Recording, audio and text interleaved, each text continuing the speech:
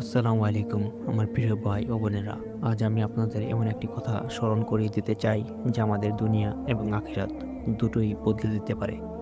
মনোযোগ দিয়ে শুনুন। যখনই আপনার নফস আপনাকে গুনহের দিকে ডাকবে, থেমে যান। নিজেকে বলুন, আমি জানি এটা ভুল, তাই আমি এটা করব না। এই লড়াইটা কঠিন, সত্যিই খুব কঠিন। কিন্তু মনে রাখবেন, জান্নাত কোনো সস্তা জিনিস নয়। জান্নাত বিনামূল্যে পাওয়া যায় না।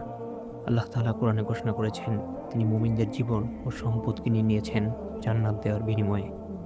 তাহলে ভাবুন, যে জান্নাতের দাম আল্লাহ নিজেই নির্ধারণ করেছেন, সেটা কি সহজে পাওয়া যাবে? না, কখনোই নয়। বর্তমান জগতে আরও কঠিন।